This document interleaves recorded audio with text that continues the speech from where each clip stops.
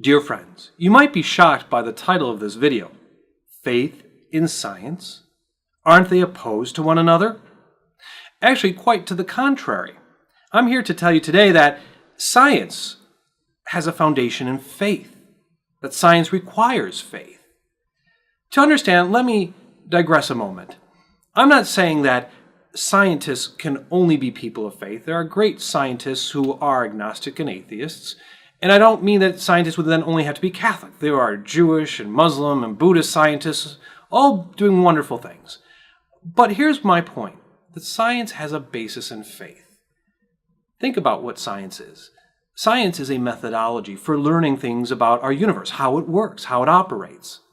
And it works something like this. Imagine, for example, along the classic lines of the story of Isaac Newton. You observe an apple fall from a tree.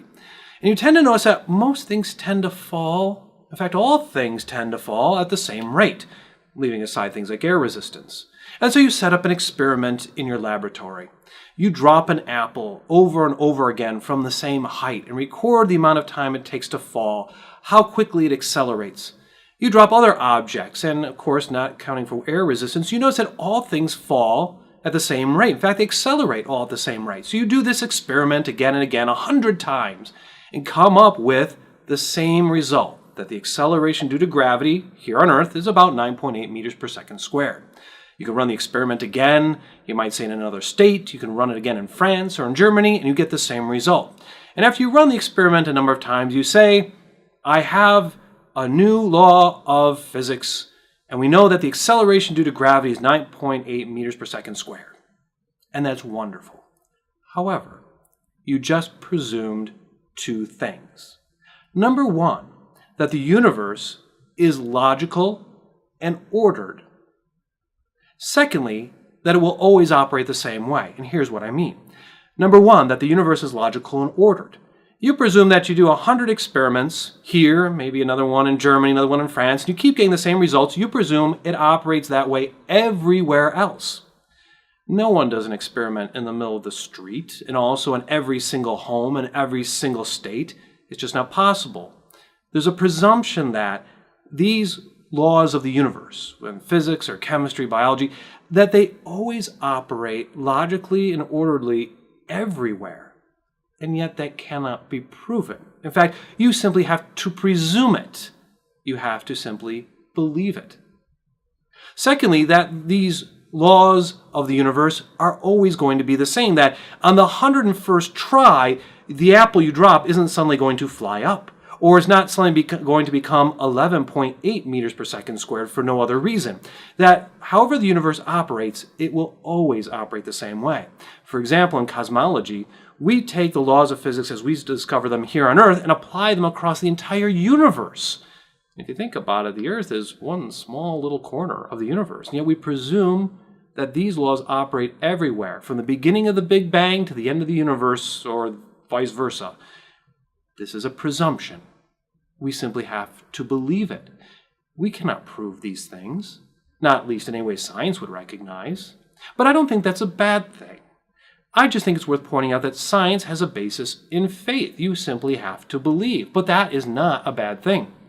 But furthermore, for Catholic Christians, this makes perfect sense. If you look at the history of Western science came out of a very Catholic Christian culture in Europe and in America as an extension. And here's how it worked. In Catholic Christian faith, we believe in God, who is logical and ordered. That our God is not capricious. He doesn't change his mind tomorrow. He's the same yesterday, today, and tomorrow. And in fact, this one God is at the same time a trinity of persons, the Father, Son, and Holy Spirit. That the Father created the universe in and through the Son by their Holy Spirit. And that second person, the Son, is also known as the Logos. Logic, the Word. Therefore, the universe was created in and through the Logos. There's a pattern of logic intrinsic to the universe. Therefore, we can study it to learn not only about the universe, but about God. And that it won't change tomorrow. The rules won't suddenly stop or won't suddenly be changed in their values. That not only will it tell us about the universe, but about the God who is logical, ordered, and consistent. This was the milieu from which we get people like Gregor Mendel as the father of genetics. Oh, and by the way, he was a monk. You get people, for example, like Copernicus, a canon. Now, leaving aside the Galileo case, Copernicus was pursuing knowledge as a canon, part of the church, because he believed. And of course, you get others who, in studying the universe, laid the foundations for science, and it came from their faith. I'm not saying that scientists have to be believers. I'm not saying scientists have to be Catholic. But if you think about the basis of science, there are two key beliefs, two key presumptions that cannot be proven. But to me, as a Catholic Christian, as a priest, that's not a bad thing. There is faith in science.